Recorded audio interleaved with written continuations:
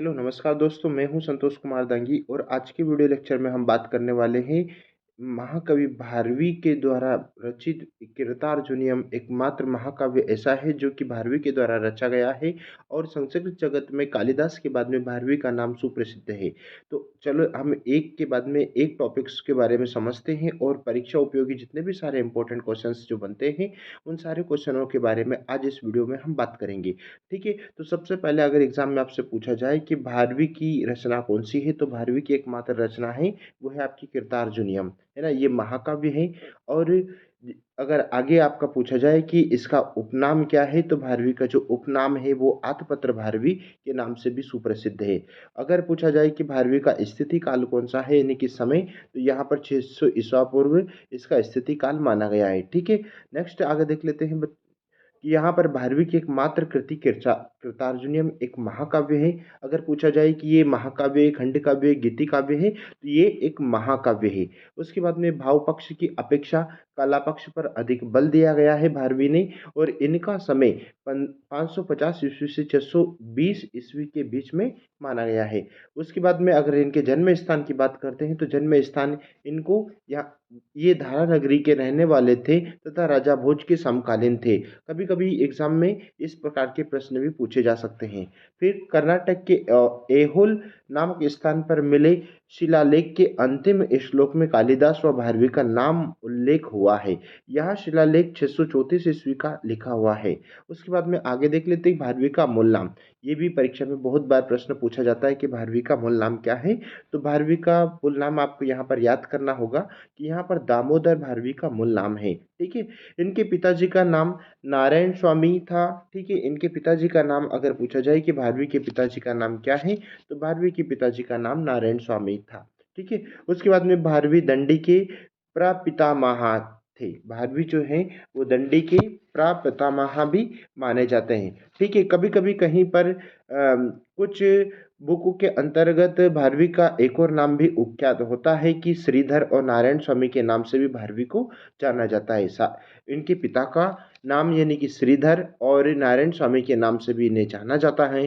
फिर कभी यूं पूछा जाए कि इनकी माता का नाम क्या है, तो सुशीला इनकी माता का नाम है। इतनी इनकी पत्नी का नाम अगर पूछा जाए तो रसिकवती इनकी या रसिका इनकी पत्नी का नाम है। और अगर इनके पुत्र का नाम पूछा जाए तो पुत्र का नाम मनोरहत माना गया है। अगर बच्चों इनका गोत्र पूछा जाए तो गोत्र में ये कुशिक गोत्र से माने जाते हैं। और कभी कभी कुछ उल्लेखों में यहाँ पर इन्हें की अवंती सुंदरी कथा के अनुसार इन्हें धारा नगरी का माना गया है। लेकिन दक्षिण भारत में ये नासिक प्रदेश के अचलपुर या एलिचपुर में भी इनका जन्म स्थान उल्लेखित किया गया है। ठीक है, तो यहाँ पर कुछ ग्रंथों में यहाँ पर इस प्रकार के उल्लेख भी देखने को मिलते हैं। आगे जान लेते हैं नेक्स्ट, यानी कि ये अगर इनके धर्म की बात, जितने भी सारे संस्कृत जगत के जितने भी सारे लेखक है सारे के सारे शैव धर्म के अंतर्गत यानी कि शिव के उपासक माने गए हैं। लेकिन भारवी चालुक्य वंश के राजा विष्णुवर्धन के सभापति पंडित भी थे। ठीक है, तो यहाँ पर अगर इस प्रकार के प्रश्न भी पूछे जा सकते हैं। लेकिन यहाँ पर अगर इनके उपासक की बात की जाए तो ये भी शिव के उपासक माने गए हैं। ठीक है, अगर इनको उपाधि की बात करते हैं तो आठपत्र भारवी की उपाधि है। नेक्स्ट देख लीजिए आगे किस प्रकार के प्रश्न और भारवी से संबंधित या कृतार्जुनीयम से संबंधित बन सकते हैं। भारवी की एकमात्र रचना कृतार्जुनीयम महाकाव्य, जिसकी कथा वस्तु महाभारत से ली गई है। महाभारत से इसकी कथा वस्तु ली गई है। और कभी कभी यूं पूछ ले कि महाभारत के कौन से पर्व से इसकी कथा वस्तु ली गई है, तो महाभारत का जो वन पर्व है उससे इसकी कथा वस्तु ली गई है। उसके बाद में इसमें अर्जुन तथा किरात वेशधारी शिव के बीच युद्ध का वर्णन है। कृतार्जुनीयम एक वीर रस प्रधान महाकाव्य है। अगर इसमें पूछा जाए कि कौन सा रस प्रधान काव्य है, तो इसमें ये वीर रस प्रधान काव्य है। यह कृति अपने अर्थ गौरव के लिए प्रसिद्ध है। भारवी ने केवल एक अक्षर, भारवी की ये सबसे बड़ी अर्थ गौरव के लिए उन्हें क्यों प्रसिद्ध माना जाता है, क्योंकि वो सिर्फ एक अक्षर यानी कि ना वाला जो श्लोक है लिखकर अपनी काव्य चतुरी का परिणय दिया है। इसकी भाषा उदात्त एवं हृदय भावों को प्रकट करने वाली, प्रकृति के देशों का वर्णन भी अत्यंत मनोहारी। तो इन्होंने ना शब्द का प्रयोग किया और ना शब्द में संपूर्ण 4 लाइन का उल्लेख भारवी ने किया है। लेकिन एक और शब्द आकर आपका दा शब्द से अगर पूछा जाए तो शिशुपाल वध में दा शब्द का उल्लेख किया गया है। ठीक है। तो आगे देख लीजिए, यहाँ पर कृतार्जुनीयम महाकाव्य प्रणेता है जो कि भारवी द्वारा रचित है। भारवी का उपनाम अगर पूछा जाए तो आत्मपत्र भारवी है। भारवी की स्थिति काल अगर पूछा जाए तो 600 ईसा पूर्व है। कृतार्जुनीयम विधा महाकाव्य है। यहाँ भारवी एकमात्र ग्रंथ है जो कृतार्जुनीयम पर जिन्होंने लिखा है, और ये इसे बृहत्त्रयी के अंतर्गत भी माना गया है। ठीक है, बृहत्त्रयी में इनका प्रथम स्थान माना गया है।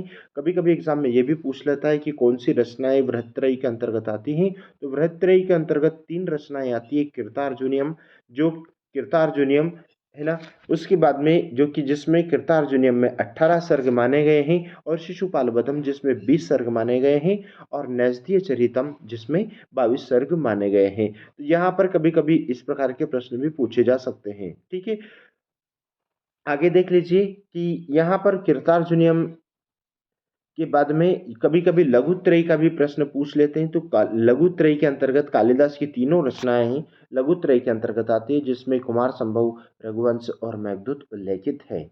आगे देख लीजिए कृतार्जुनीयम से संबंधित प्रश्न, यानी कि कृतार्जुनीयम का जो शुभारंभ होता है वो श्री शब्द से इसकी शुरुआत होती है, और इसका जो अंत होता है जो लक्ष्मी शब्द पर इसका अंत होता है। ठीक है, तो ये और शैली और गुण की अगर बात करते हैं तो पांचाली रीति की शैली इनकी मानी गई है, और प्रसाद गुण है।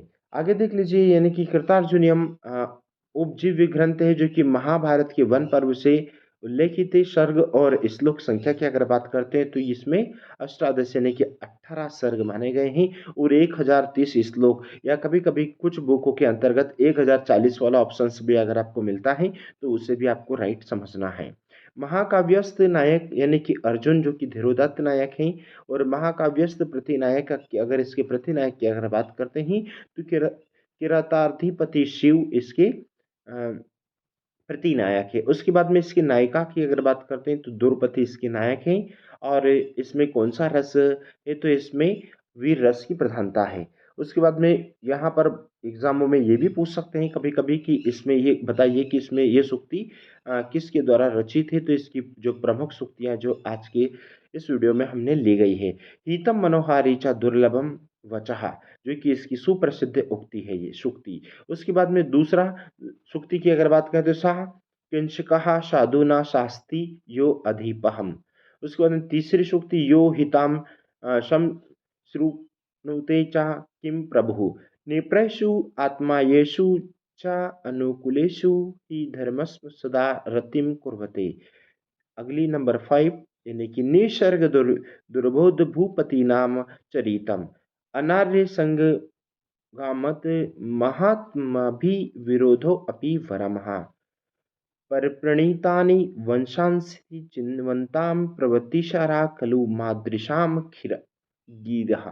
तो ये इस प्रकार से इसकी ये प्रसिद्ध उक्तियां हैं। अगर इस प्रकार के प्रश्न, यानी कि कभी कभी अगर भारवी की वाणी को अगर देखा जाए तो प्रकृति मथुरा कहा जाता है। अगर ये भी पूछ सकता है कि इनकी वाणी, तो ये प्रकृति मथुरा के अंतर्गत भी आते हैं। भारवीय महाकाव्यों में अलंकृत काव्य शैली के अंतर्गत भी पूछे जाते हैं। भारवीय अर्थ गौरव के लिए सुप्रसिद्ध है। तो ये रहे इस आपसे इस संबंधित जितने भी सारे मॉक इम्पोर्टेंट क्वेश्चंस हैं जो कि आप आज आपको हमने बताए हैं।